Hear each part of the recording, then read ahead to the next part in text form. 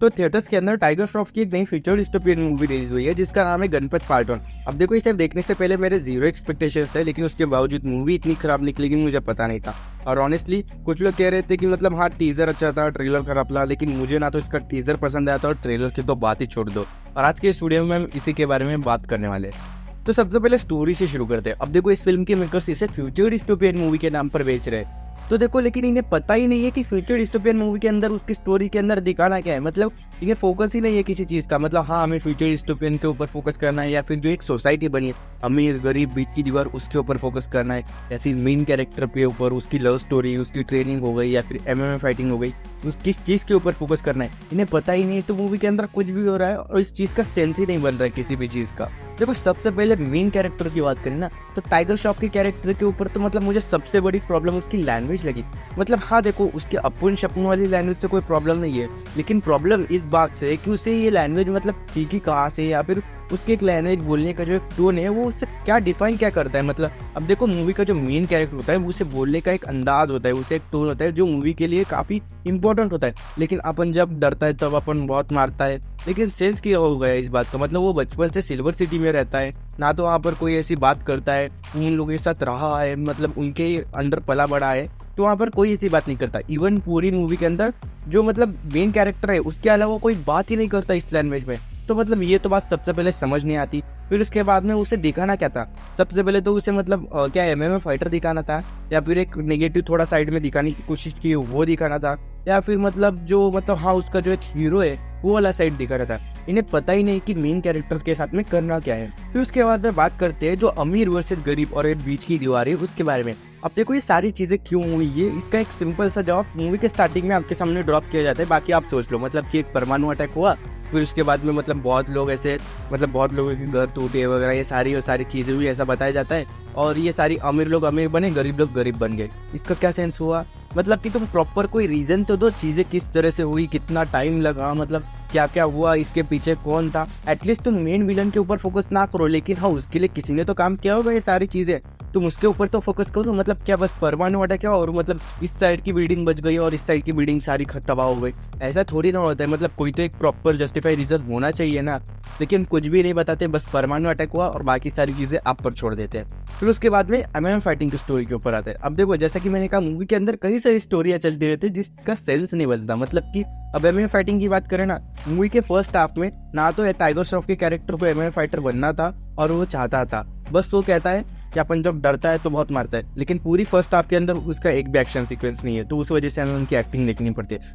खैर वो साइड में रखते हैं, लेकिन एंड में जाकर फर्स्ट हाफ के एंड में एक गाना चलता रहता है जिसमें उसकी पूरी ट्रेनिंग हो जाती है और वो इतना खतरनाक मतलब फाइटर बन जाता है कि जो MMA के टॉप के फाइटर होते हैं उनको भी वो मतलब एक ही फाइट के अंदर हरा देता है। इतना खतरनाक फाइटर वो एक ही गाने के अंदर बन जाता है। और मूवी के सेकेंड हाफ में पता नहीं क्या चलता रहता है, बस फाइटिंग फाइटिंग फाइटिंग, इस चीज़ का कोई सेंस नहीं बनता।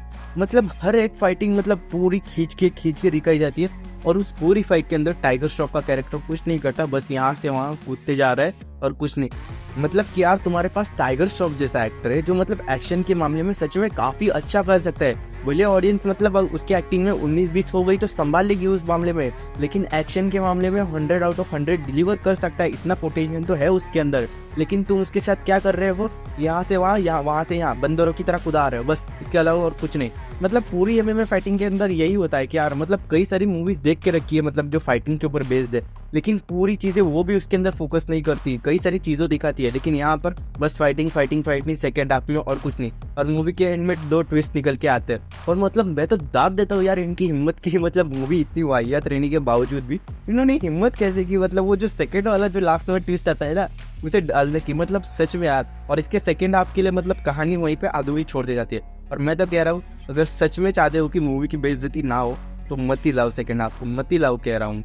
और ये तो बस मैंने स्टोरी के ऊपर कई सारी जो स्टोरी चलती रहती है उसका एक हल्का हल्का आपको मतलब अंदाजा दे दिया है। ऐसी तो कई सारी चीज़ें चलती रहती है जिसका कोई सेंस ही नहीं बनता।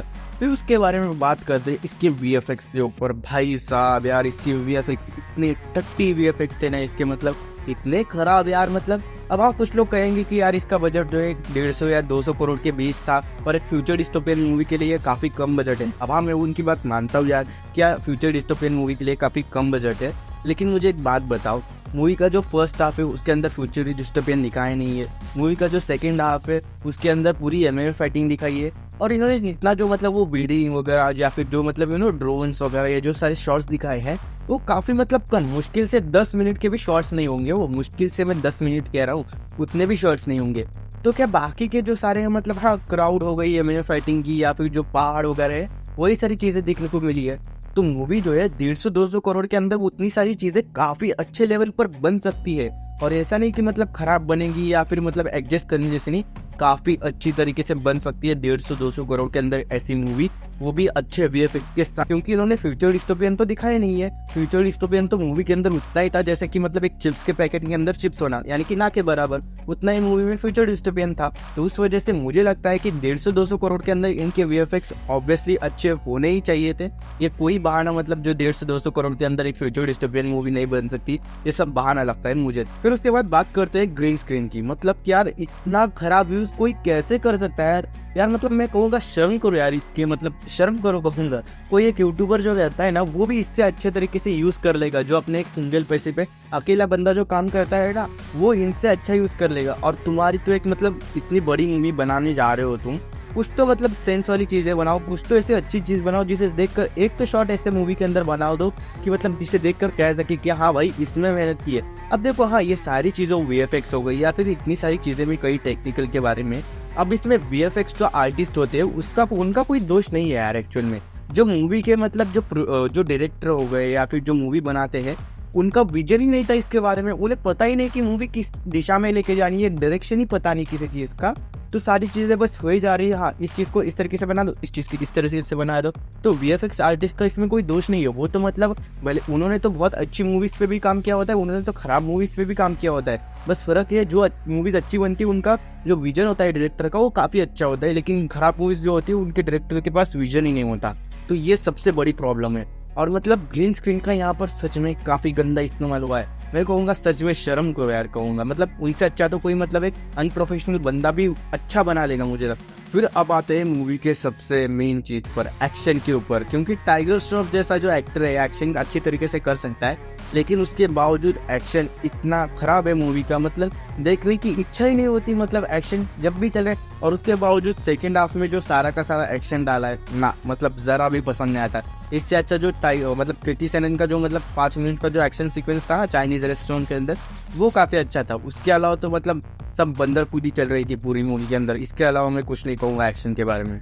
उसके बाद में गानों की बात करें तो यार इसकी बिना मतलब वीडियो इनकम्प्लीट हो जाएगी यार, जैसे कि मतलब मूवी इनकम्प्लीट थी गानों की बिना, वैसे इसके बारे में अगर बात नहीं किया तो वीडियो इनकम्प्लीट हो जाएगी। मतलब मूवी के अंदर 4 से 5 गाने हैं, लेकिन एक भी ऐसा गाना नहीं है जो आपको मूवी खत्म होने के बाद याद हो या फिर आप उसे गुनगुनाओ।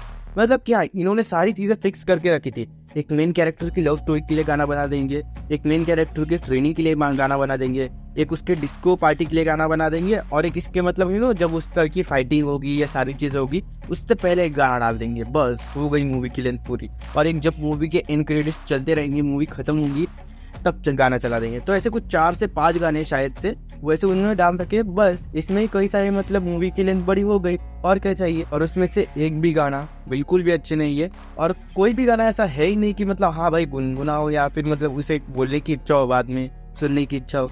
तो मतलब ना गाने अच्छे हैं, ना एक्शन अच्छा है, ना स्टोरी अच्छी है, या फिर ना वीएफएक्स अच्छे है, मूवी के अंदर कुछ भी अच्छा नहीं। तो उस वजह से अच्छा बोलने जैसा मूवी के अंदर कुछ है ही नहीं।